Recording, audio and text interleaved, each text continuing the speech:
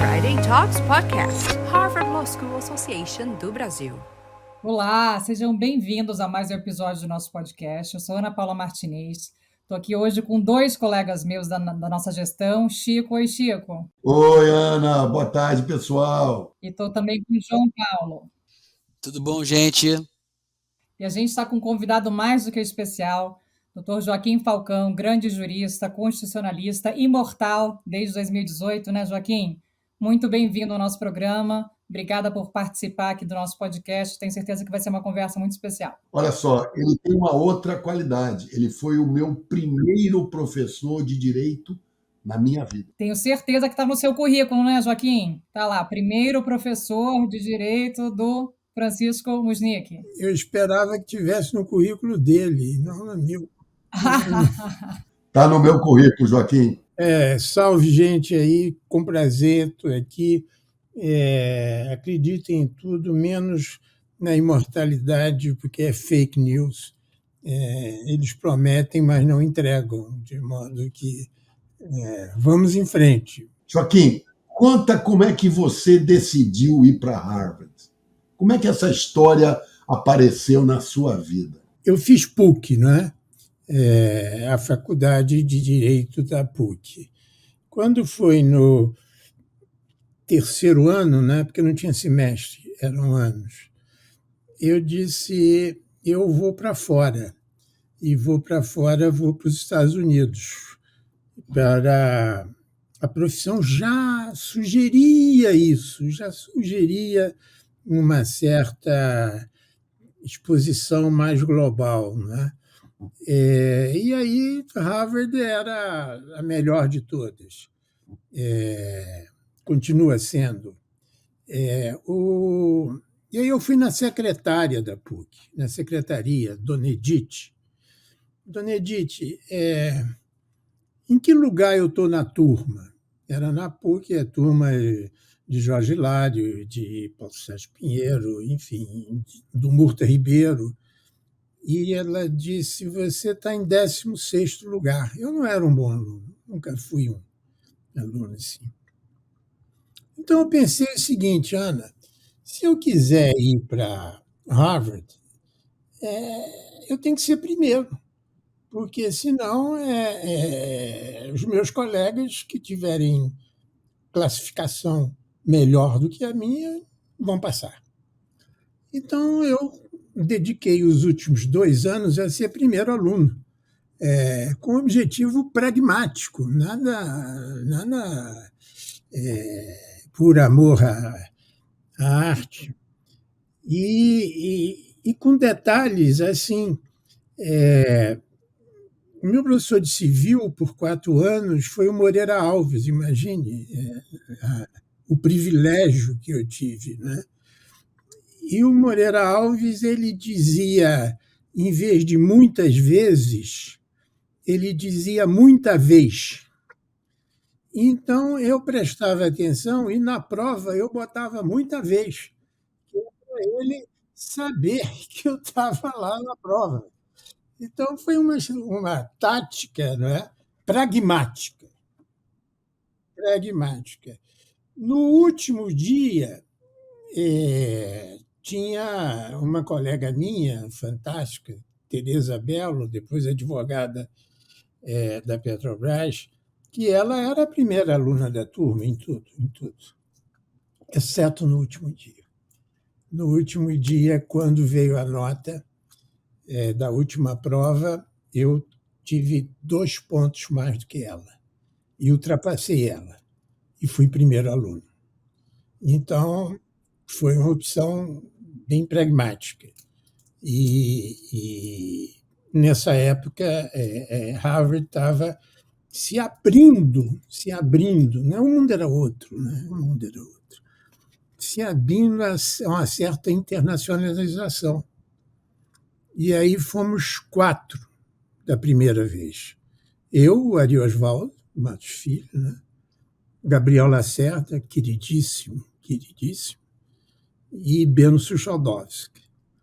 E foi assim que eu fui para Harvard. E Joaquim, você abriu muitos caminhos, né, para pessoas que vieram depois de você, o Chico, inclusive, outros tantos aqui que eu não vou citar nomes, que são vários. Como é que você... Foi algo pensado ou foi algo natural para você? Impulsional demais, né? Eu devo ter indicado mais de que 30 alunos brasileiros para Harvard, porque eu realmente assumi a comunidade. E logo que voltei, com 2 anos depois, eu fui o diretor de faculdade mais jovem do Brasil, que foi o da PUC. Não é? Antes de ser de FGV, eu fui da PUC em 72. Ano que eu entrei na faculdade, você me deu a primeira aula que eu tive na minha vida. Aí você foi um dos primeiros a se beneficiar da minha glória. Então, e nessa época, você tinha o Steiner, o Henry Steiner, o David Trubach, tinha um foco de professores com preocupações com o Brasil. Não é? Então, eu devo ter indicado uns 30, e não me arrependo. Acho que isso foi a entrada. São Paulo não fez isso logo, mas nós fizemos através da PUC. E aí nós vinculamos muito a PUC a Harvard. Nessa época, você tinha uma outra noção de país, uma outra noção de o que é ser advogado, outra noção de mercado, né?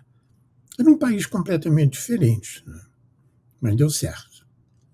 Quem vai atrás, quer dizer, exemplo, acho que o Sérgio Toste vai no ano seguinte, né? E antes de ir para Harvard, nós tínhamos que ir para Princeton. Essa que era foi um bônus, né? Nós passávamos um summer school em Princeton. Eu fui para Princeton. E foi muito bom, porque tinha um programa para Introduction to American Law. Porque vou gastar 2 minutos, se me permitem, para dizer o que era o mundo e o que era o Brasil, porque isso afetava tudo. Você tinha um Brasil em 68. Imagina vocês que eu estive em Harvard em 68, que era plena ditadura aqui. Não é? Você tinha... eu me lembro que um dia disseram para a gente: Costa e Silva morreu. E a gente... Não era o Costa e Silva, era o Castelo Branco que tinha morrido antes. Mas era uma tensão grande nesse momento no Brasil. Precisava-se de pensamentos novos, pensamentos de fora, mesmo que, paradoxalmente, fossem os americanos que estavam ajudando aqui. Né? Eu digo que nessa época, nós tínhamos uma Constituição de 2 cabeças. Não uma pirâmide, como diria Kelsey, mas era uma Constituição com 2 cabeças. Uma autoritária, do Francisco Campos, e de segurança nacional, onde palavra final não era do Supremo, era do conceito de segurança nacional definida pelas autoridades. E tinha uma outra Constituição que mantinha a Constituição de 46, e que era interpretada liberalmente, sobretudo para business. Então, é como se tivesse 2 setores distintos. E nesse setor de business precisava de uma inovação. E a inovação veio do CEPED, lá com Caio Tácito, com Lamy, com Carlo Leone. Quem me mandou para Harvard foi Carlo Leone. Ele que escreveu a carta. Eu sou imensamente grato a ele, sempre nisso, né? Mas eram esses dois países, um sem liberdade e o outro necessitando de modernidade. E aí, então, é que começa todo esse fluxo que Harvard foi importante nesta área de modernidade, desenvolvimento, economia e um novo tipo de profissional. É quando se começa a estudar contabilidade. Não sei se, Chico, você foi um dos professores melhores que eu tive na vida, foi o Hurwitz, de contabilidade. Não, não peguei, não. Eu peguei o Louis Loss, o Clark, que ficou muito amigo meu, até hoje é meu amigo. Sabe o que eu acho que podia ser, Joaquim? Você podia contar um pouco a história do CEPED, que eu acho que ela se insere na sua trajetória também, e que você fez um caminho paralelo ao CEPED. Eu acho que seria legal também para contar um pouco. Eu não sei se a Ana conhece o Leone. O Leone é um advogado aqui no Rio de Janeiro, muito famoso no Brasil. Carlos Leone Siqueira, exatamente. Existia uma demanda do setor econômico, empresarial, para o novo pensamento jurídico, que nos afastasse do tradicionalismo que até então vigorava. Eu, por exemplo, e então eles financiam, os Estados Unidos financiam um grupo, CEPED, dentro da FGV, o que já é um sintoma. Eles estão dizendo que não queremos faculdades de direito, nós queremos um lugar onde a gente possa ter mais liberdade. Naquela época, o Caio Tácito, com Lamy, com Leone, com o próprio Mário Henrique Simas, eles juntaram economia, contabilidade, direito bancário, sociedade anônima e criaram, então, um curso que não era nem de mestrado, era um curso de especialização. Desse curso sai todo mundo dessa área de societário, business e todos os grandes líderes lá, muito vinculados, então, também à Light, porque todos os grandes nomes vinham da Light. E eu não era aluno, mas fui para Harvard e, quando voltei, fui ensinar no CEPED. Aí surgiu o convite para ser diretor da PUC. Eu tinha 27 anos, 26 anos. E a PUC era inovadora num sentido de que, por exemplo, a primeira faculdade que adotou o sistema de créditos no Brasil fomos nós, na PUC, porque antes era seriado, né?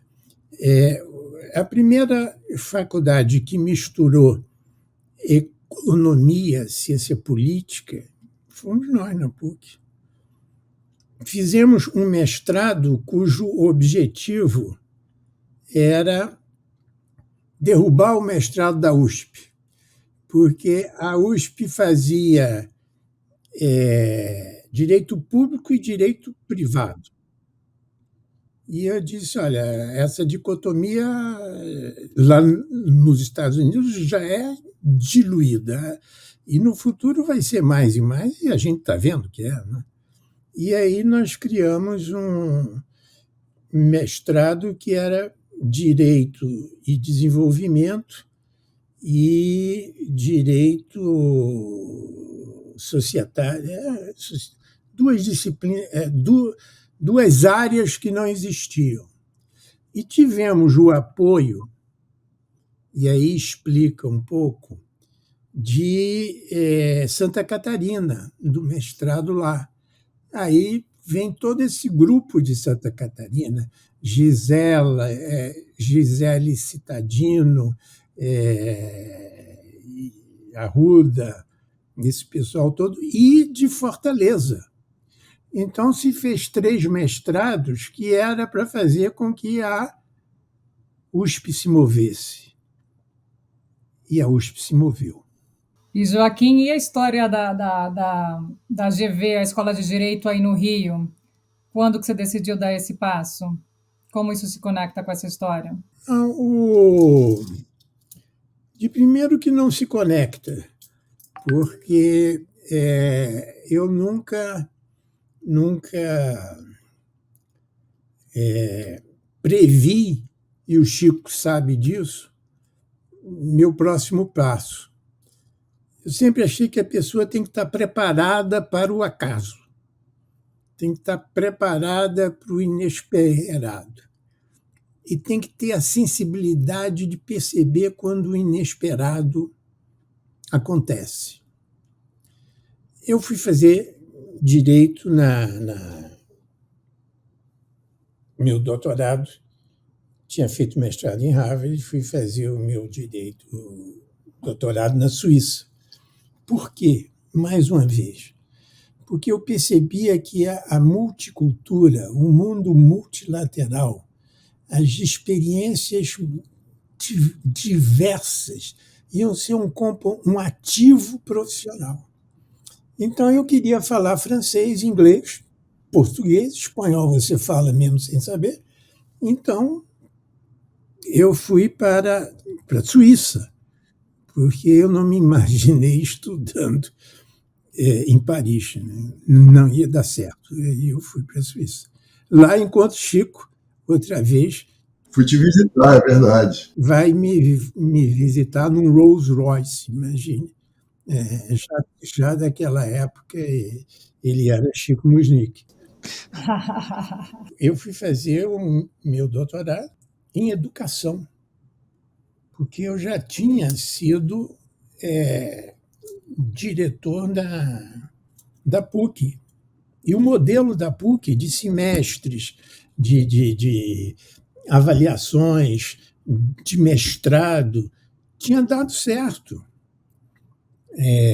De professores jovens, de interdisciplinariedades. E aí eu fui fazer educação. E quando voltei, eu recebi um convite para sociologia em Pernambuco. E aí eu disse, porque se eu tivesse que dar alguma sugestão aos colegas mais jovens, é que tem um divisor importante.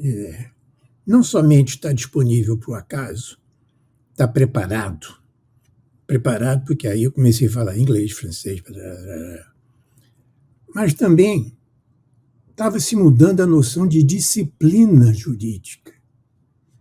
Estava se saindo para interdisciplinariedade. Então, eu e o Beno Suchodowski fomos os 2 únicos brasileiros aceitos no curso da primeira vez que Harvard fez um curso Economics for Lawyers, em 1968. Eram 20 alunos. Ana Paula, eu passava o domingo lendo o livro do Watson, que era Price Theory and its Uses. Quando eu traduzia para o português, eu não entendia o português, porque eu não entendia economia. Então, era uma tortura absoluta nisso, né? Então, ou seja, eu quero dar ênfase na percepção dos ambientes culturais e profissionais. Então, a gente estava passando da disciplinariedade para a interdisciplinariedade. Interdisciplinariedade é o seguinte, é colocar uma disciplina ao lado da outra, uma disciplina ao lado da outra, etc. Mas aí depois o mundo mudou. É transdisciplinariedade. Ou seja, não tem mais o limite, o muro de Berlim, nem mais da interdisciplinariedade. Você ser interdisciplinar, você não conhece as coisas.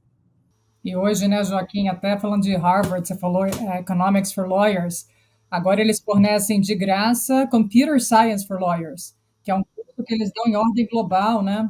E se você pensa nessa evolução, não é? Nós não estamos mais na interdisciplinariedade, nós passamos para a transdisciplinariedade, e da transdisciplinariedade nós passamos qual é a matriz epistemológica hoje que une um conhecimento, entre aspas, jurídico. É a indisciplinariedade. Quer dizer, você tem que ser indisciplinar, porque senão você não entende o que está acontecendo. Então, a educação atual tem que ser indisciplinar, porque não existe mais essas bolhas. O que eu quero... Então, veja como mudou tudo. 68 era napalm. Nós nos manifestamos em Harvard contra qual é o nome da empresa? É a bomba de napalm. Era feito por uma empresa que tinha um escritório em Harvard. Nós fomos cercar esse escritório. Não é? Época... Não era Grumman? Era Grumman? Não. Martin Marietta. Mais tarde, o Golbery foi até presidente dele. Daqui a pouco eu lembro.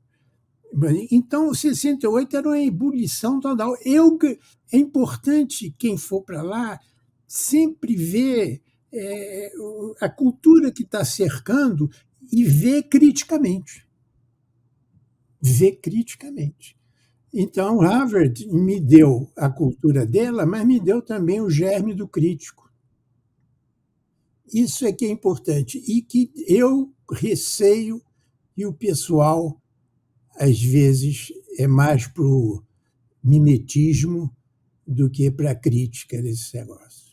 Joaquim, só aproveitar que você é uma pessoa de múltiplas experiências, conhecimentos, mudar um pouquinho o tema, mas para algo relacionado intrinsecamente à sua história, que é a Constituição de 88 e a sua participação na Comissão Afonso Arinos, que é um pré-projeto da própria Constituição. Tem alguma história que você possa compartilhar com a gente interessante dessa época?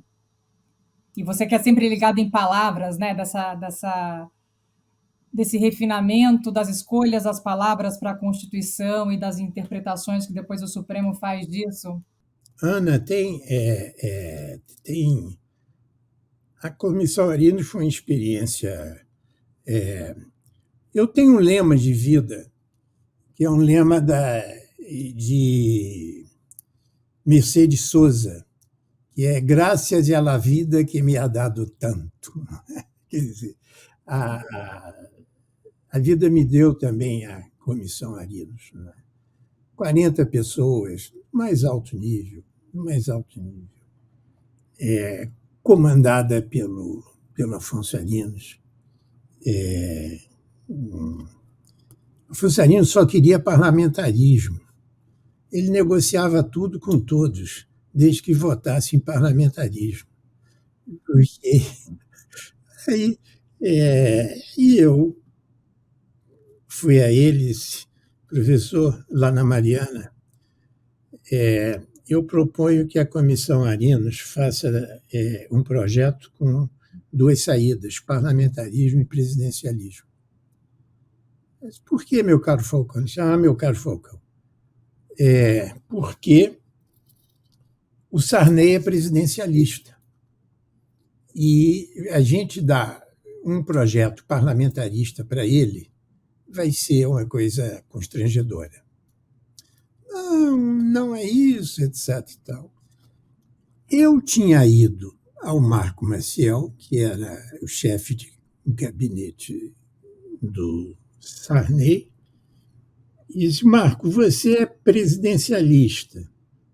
E o presidente também, ele prefere o presidencialismo. Aí eu voltei com essa informação para ele. Algum dia depois, o Afonso Arinos me liga e diz: meu caro Falcão, falei com o presidente. Ele diz que vai mandar para o Congresso o que nós apresentarmos. O Afonso Arinos fez com que fosse parlamentarista a proposta.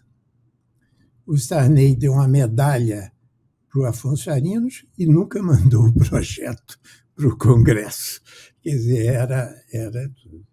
Mas, na votação final,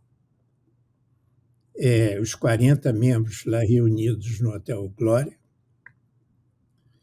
o Afonso Arinos, Chico, dá uma de mineiro. A gente só tem que aprender com esse pessoal.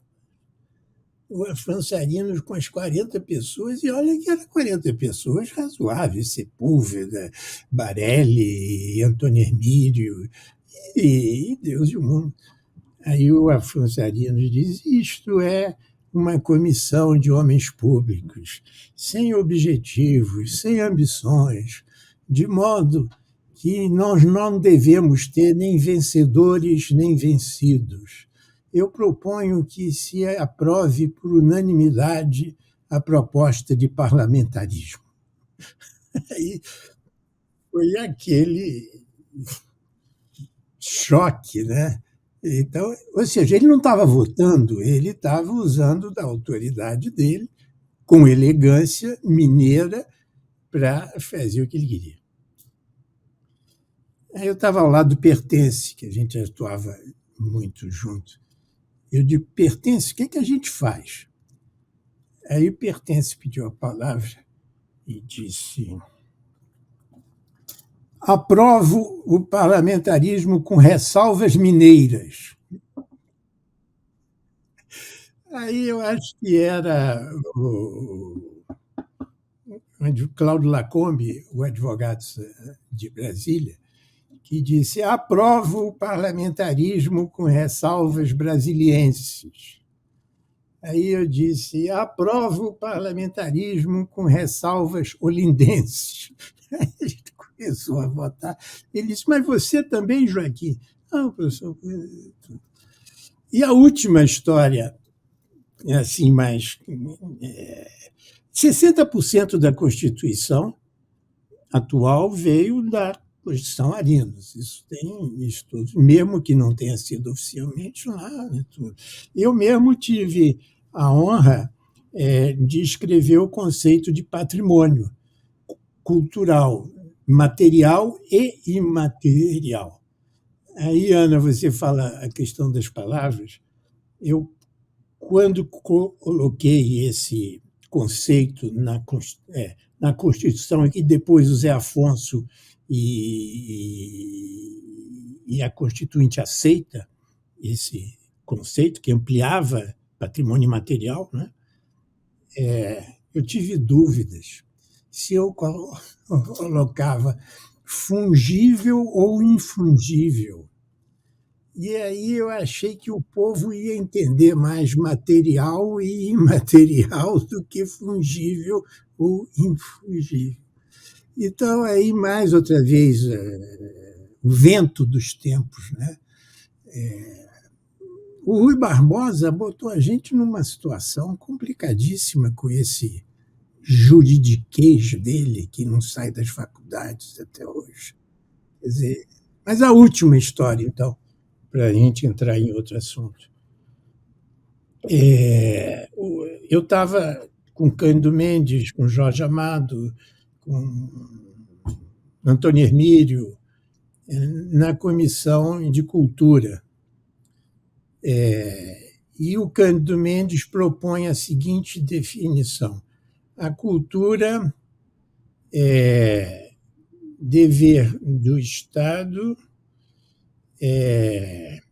representa os interesses multiculturais da sociedade. Não, a cultura multicultural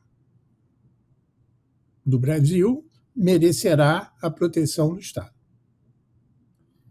E aí, atrás dele, estava o Jorge Amado. E o Jorge Amado diz: ô Cândido, deixa de história, Cândido. Desde quando nós somos multiculturais? Eu passei a minha vida inteira para dizer que nós somos mestiços. Gabriela é mulata, Tieta é mulata, o Najib é mestiço, e vem com esse negócio de multicultural. Sou contra isso. Aí foi divertidíssimo, né? Porque era uma discussão, ela é leve, mas profunda, né?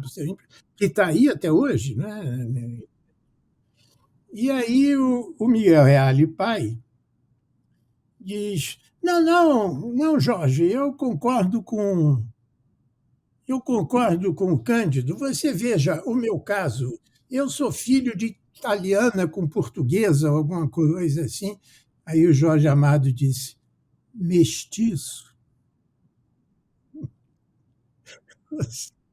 Mestiço não é somente preto com branco. Né? Mestiço é todas essas raças que fazem a gente. Né? Mas que foi discussões boas e teve uma preparação de comunicação, sabe?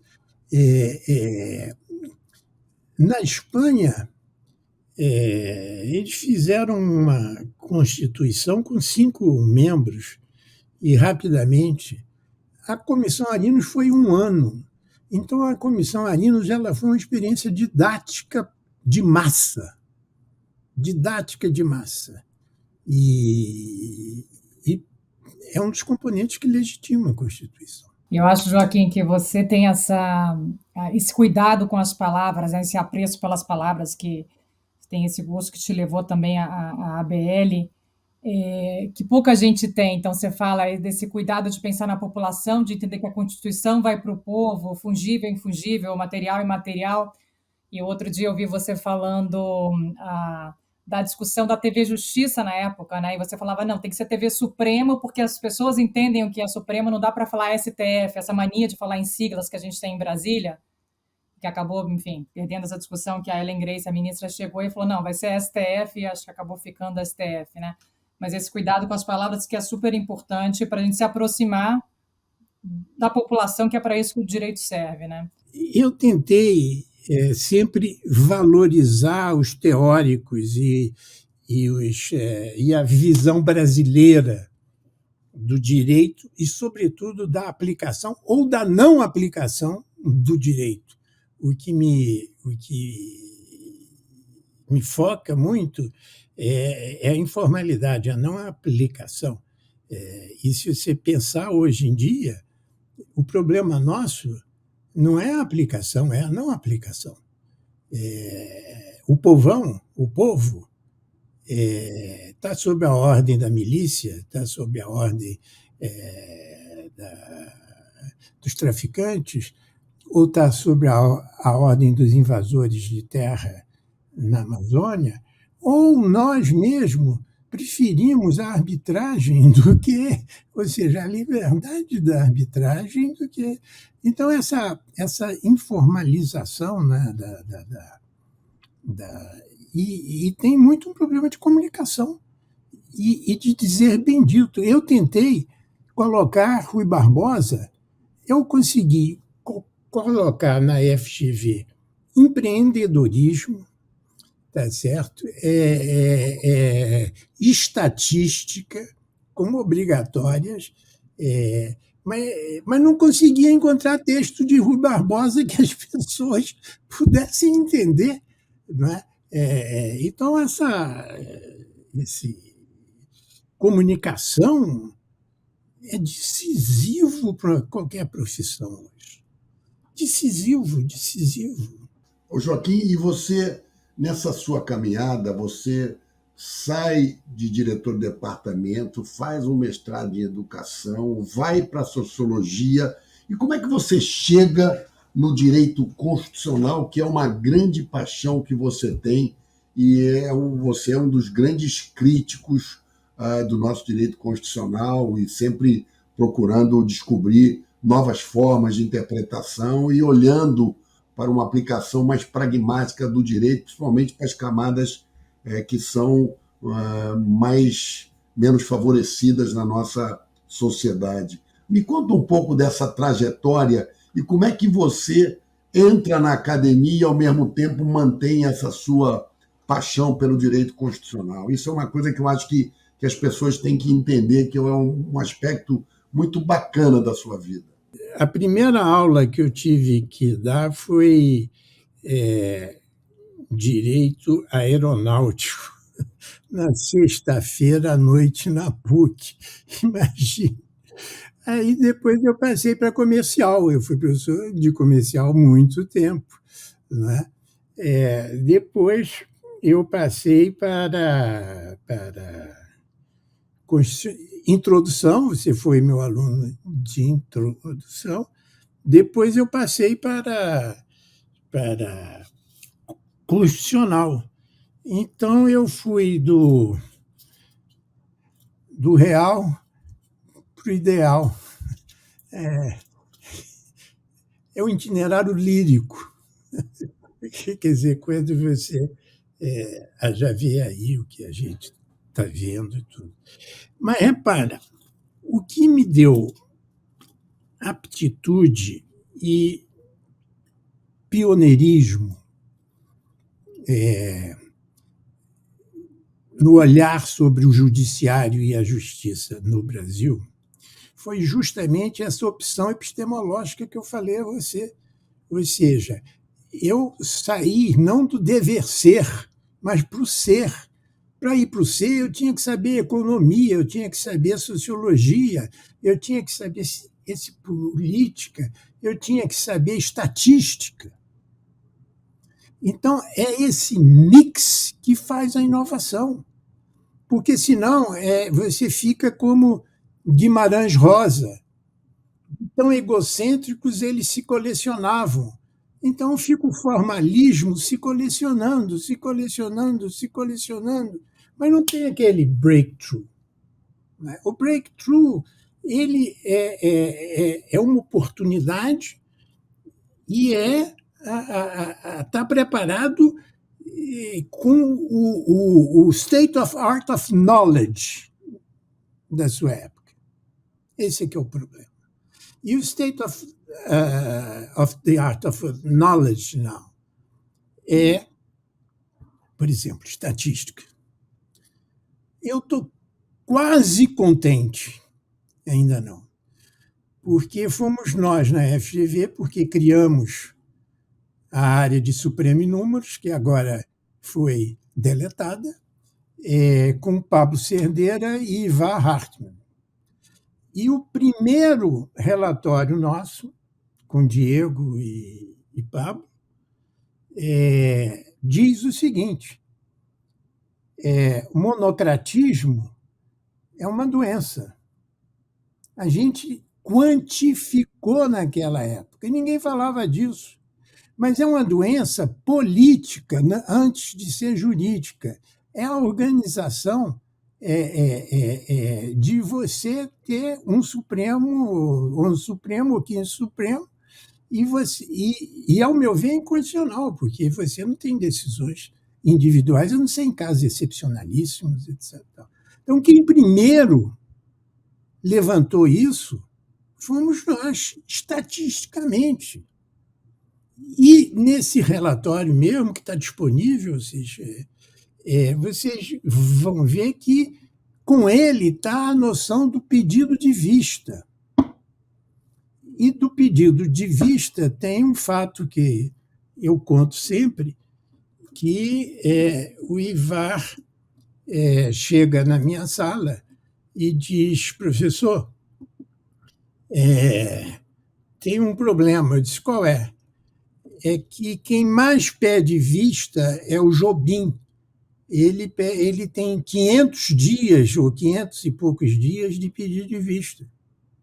É a média. A média do Supremo era 300 e tanto. Mas Jobim era de 500. Eu disse: qual é o problema, Ivar? problema é que ele é seu amigo. Pega um avião, vai a Brasília, fala com o Jobim, que era ministro, e volta. Ele voltou 3 dias depois, todo alegre, e disse: o Jobim confirmou tudo. Por quê? Porque era muito pós-Plano Real. Então, tinha muita confusão que tinha um impacto financeiro no mercado e no Estado muito grande. Se vocês virem os depoimentos que nós temos lá dos ministros do Supremo, história dos ministros, tem o depoimento do Jobim. E o Jobim dizia que o nosso Moreira Alves, quando via que a decisão estava difícil, o Moreira Alves fazia assim para ele. E aí ele já sabia que era para pedir vista. Agora, Ana, João, me explica, como é que você pode advogar sem saber desses códigos? Tem que saber desses códigos. São esses códigos, ou seja, tem um mix que barra todas as teorias e segmentações possíveis. O mix da realidade informal penetra como vírus na decisão. E é o que a gente está vendo aí. Estou quase comemorando o Congresso se dizendo que monocráticas não e que pedidos de vistas, enfim, com essa reforma.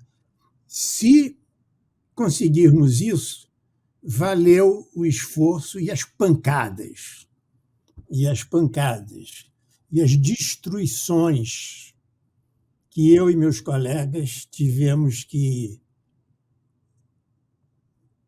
ganhar. Joaquim, e num mundo hoje tão, enfim, com tantos desafios, com tanta informação, como é que se escolhe esses desafios? Como é que você, enfim, que teve essa trajetória em que misturou várias áreas do saber, e teve uma carreira também super, enfim, fluida, em que você cuidou de patrimônio, advocacia, estudante de direito, tudo. Como é que você escolhe hoje os temas a enfrentar diante dos tamanhos desafios que a gente tem? E como é que você busca se preparar para isso diante de tanta informação? Você estava falando aí do atingir o breakthrough, chegar ao conhecimento. Como é que você se mantém atualizado e como é que isso te permite escolher os próximos desafios? É fácil, é através dos filhos dele, que são brilhantes. Também. 3 pontos, né? Filhos e genros, Chico. Hein? Hã? E genro. Não, eu já tenho dúvidas aí. Mas repare, primeiro, paixão. Se não for feito com paixão, não tem solução.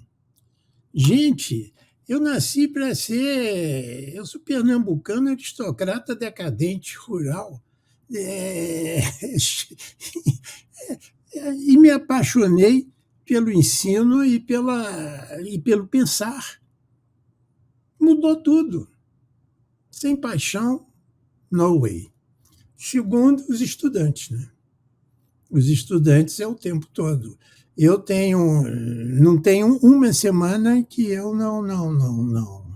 não tenha 2, 3 amigos jovens, professores jovens, com que eles vêm aqui e eu me informo. Hoje mesmo eu tive 2 horas e meia sobre o uso de tecnologia em matéria de seguros aqui. E é uma coisa impressionante. O que eles fazem, eu disse, vocês podem lá ceder esses chats que vocês estão fazendo, tudo para o Supremo, que facilitaria muito. Mas E o terceiro é risco. Risco. Corra risco. Corra risco. Corra risco. Corra risco. E aí eu tenho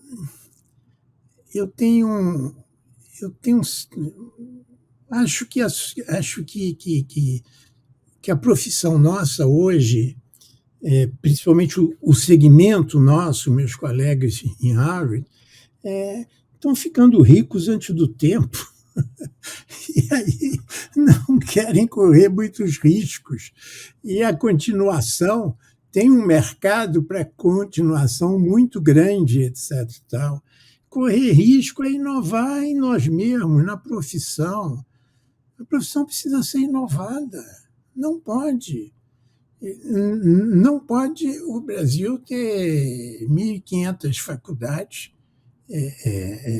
Tem cidades em que você tem um advogado para 8 pessoas. It's too much ado about the same. Não é? E mesmo a magistratura, não é? A magistratura, às vezes as pessoas pensam que não fazer nada é não fazer nada. Não, não fazer nada é se preparar para fazer.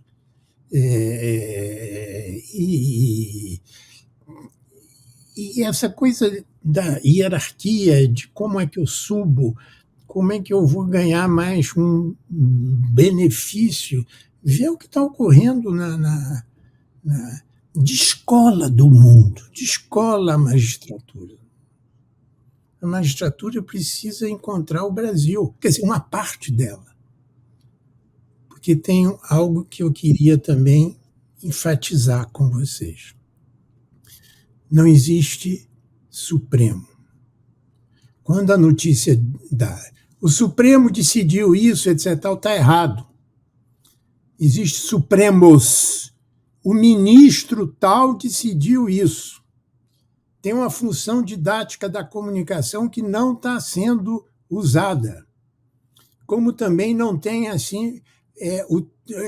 o judiciário decidiu isso. Não, nós temos muitos judiciários diferentes entre si, uns melhores em tal hora.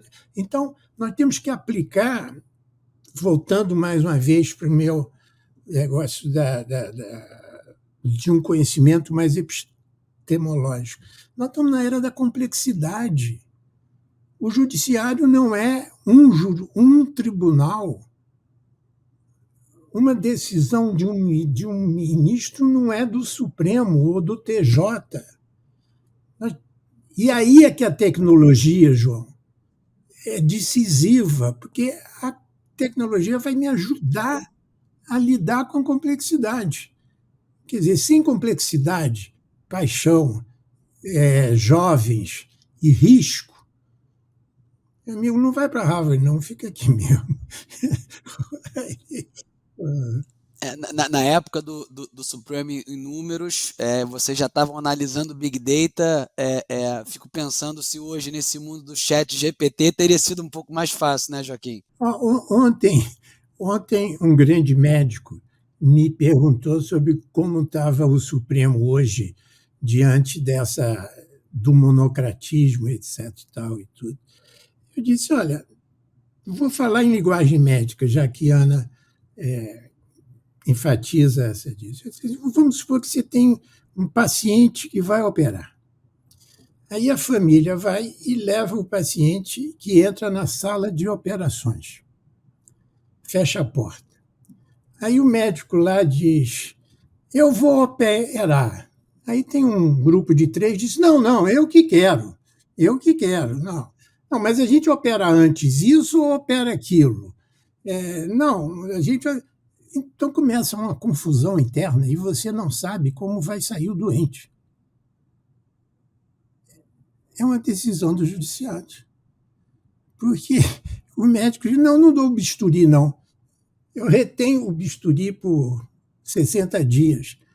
Aí passa-se lá uma incerteza.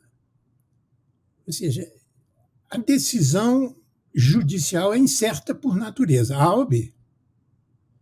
Mas a incerteza, quando ultrapassa de limite, gera insegurança jurídica.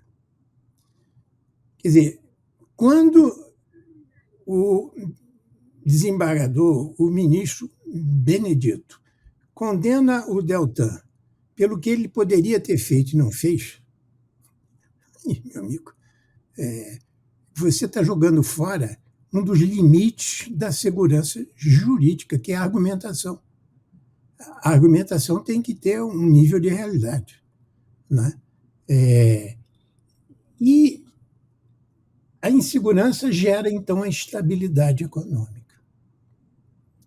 Incerteza, insegurança, instabilidade. Eu não confundi esses critérios. Agora, imagine a família que está fora esperando o resultado do que é a justiça, ou se tiraram ou não o fígado do rapaz. Quando os médicos, na sala, têm possibilidades e antagonismos. Vamos colocar paz no Supremo? Paz na diversidade. Essa é uma discussão super importante, Joaquim. Acho que a gente vai ter que chamar o Joaquim de novo, né, Chico? Não. Tem uma fila grande aí. Aqui. Tem uma waiting list grande aqui para vocês.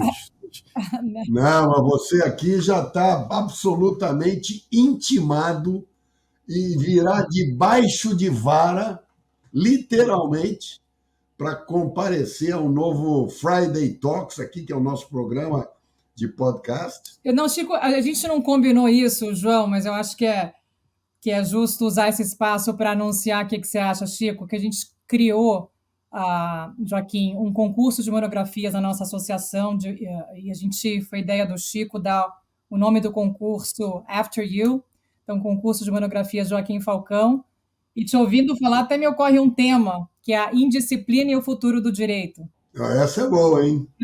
Boa. Acho que inspirado em você aí, Joaquim. Com muita honra aí de todos vocês, e eu pensei que o Chico ia propor que um saco de pipoca estivesse meu nome. Você vê, né? Mas olha só, foi assim que eu comecei, né, trabalhando com você, e foi assim que eu me transformei num professor. Foi por sua razão, foi por sua causa, foi pelos seus conselhos. Muito bom, muitíssimo obrigada, Joaquim. Eu espero contar com você. Muito obrigado. Ô, Joaquim, uma honra grande, Joaquim. Obrigado a vocês, a João, Ana, Chico.